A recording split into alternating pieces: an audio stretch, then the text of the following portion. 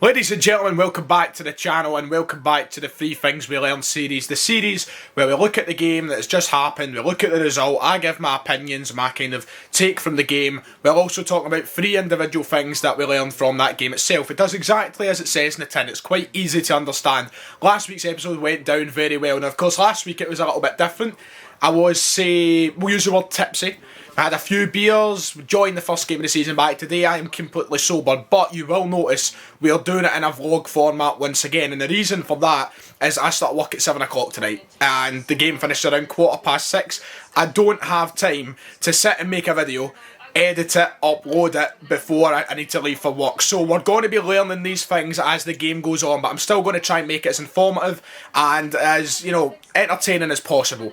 I'm still going to try and keep it relatively, I don't want people to think I'm chatting nonsense. So we are going to be learning as the game goes on. It's not after the game. The time the video's done, we might not even know the final score, but I do want content up because you guys deserve it, and last week's went down really well, so I just want to keep that momentum up on the channel. So, we're going to wait for kick-off. I'm happy with the teams. Barkas is in. The rest of the squad is exactly as I expected, but it's good to see our £6 million goalie in between the sticks. And apart from that, I'm expecting to get the 3 points. I really hope we get the 3 points because this is the most important season of our modern history. So, I hope you all enjoy, and we'll do it as the game kind of moves.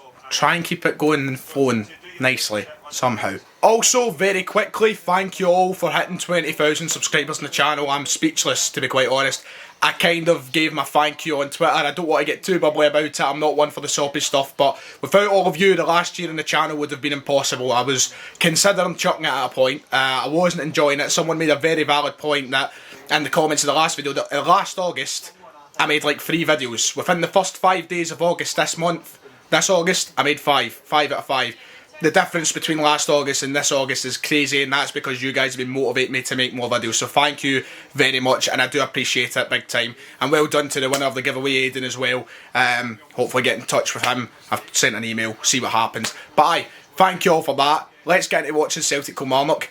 Going to be a very interesting game. Tough place, Rugby Park. Before we get into anything that we've learned from this game, we're about 11 minutes into the game. What a goal, Ryan Christie, my son. I think the whole street just helped me do a Gary Neville. Oh my goodness, God, mate, what a strike! I mean, if I've learnt anything, we've learnt he's got a free kick on him, but we knew that. Anyway, it's not one of the 3 things we learnt. I just thought I'd add that because that is a cracker, Ryan, my son. Right, there's the first thing we've learned. 27 minutes into the game, 1-0, Kilmarnock have just pulled it back through a penalty.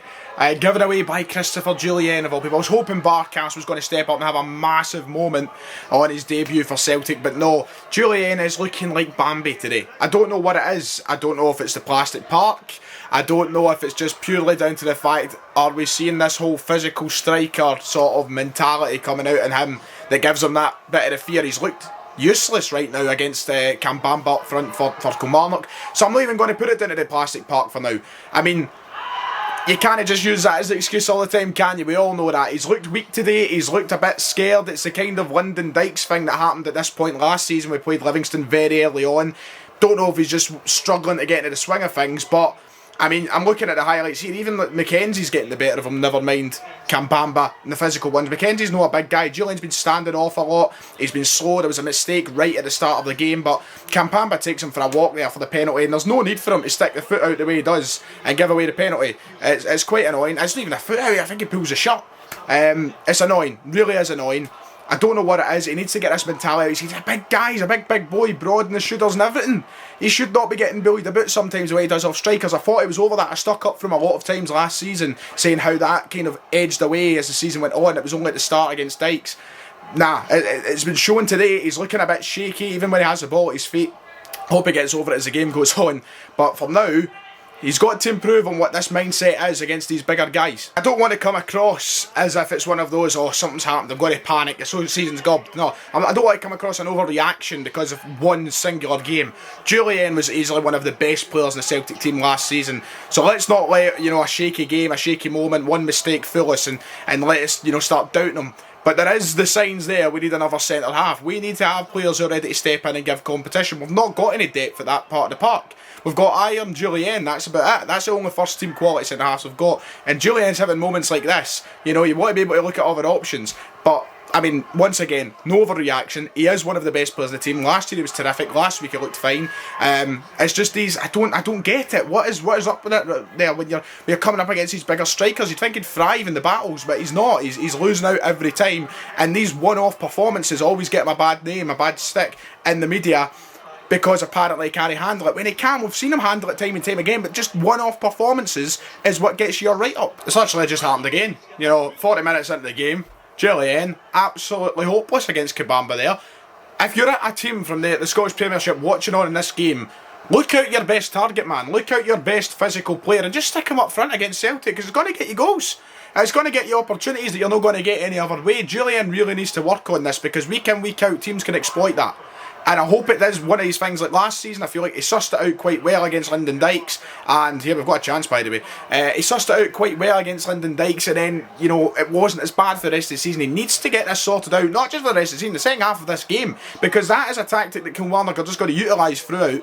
And probably throughout the season in other teams. I'm sitting watching it back here. And, he's not... Kamala's just sticking his arm out. And Julian can't do anything about it. It's a big guy. How is it happening? I don't know. He needs to sort out. It's the first thing we've learned from this game. As soon as I pull out the camera to give the second point, I think the second point is just about to come to fruition.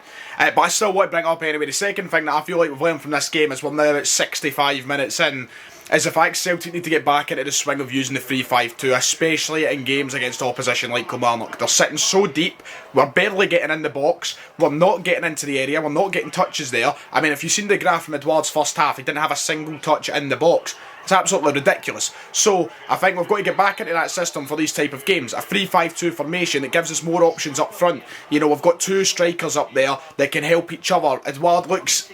I wouldn't say isolated, because there are players going up the park with him, but they just can't create because of the Kilmarnock defence. We're having to rely on getting balls in from the wide areas, and sometimes they're not reaching Edouard, they're not getting anywhere near him, the defence is just getting them away. So the 3-5-2 allows us to be a lot more, I think, creative moving forward. It allows more options for passing. Edouard can also create as well as score, so if you have him and Kilmarnock up there, it works better. And then out wide as well, it stretches Kilmarnock a lot further out, and could maybe open up a lot more space in the middle of the park. So hopefully we get back into using the 3-5-2 when it comes to these games. Of course, the 4-2-3-1 has been very successful as well. I'm not complaining about that, but in this situation where we need goals and we need to break down opposition, I mean, we scored 3 goals the last time we were at Rugby Park. We played the 3-5-2. Remember, Griffiths played up top with Edouard, I'm sure it was those two anyway.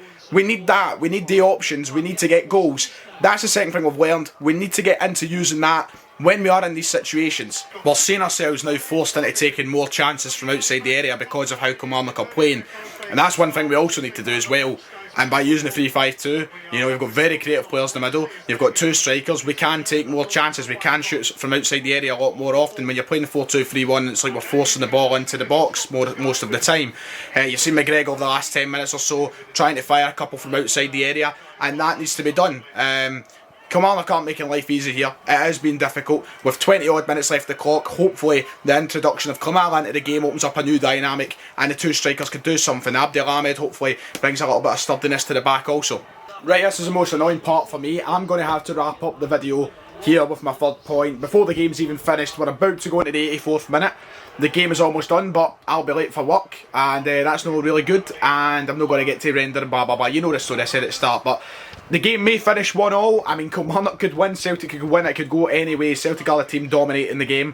We're dominating the ball, but it's not good enough. And the third thing we've learned is we need to get some sort of plan B. We've got to get something sorted for this exact situation. This is going to happen week in, week out this season for us. We're going to come up against teams who have got 10 men behind the ball constantly, and I know it's not hard to come up with a plan against that. Sorry, not easy to come up with a plan against that. I know it's a big ask, and the team is trying and trying and trying. You just can't do it sometimes when there's that many men in front of you. Kilmarnock are just sucking the life out of the game, and they drain every idea possible. You can't take it out wide because every cross is blocked. You can't go through the middle because it's too congested. It is hard, but we're going to have to come up with something, because if we are going to push Rangers right to the wire this year, if we're going to be both neck and neck, we don't know how it's going to go.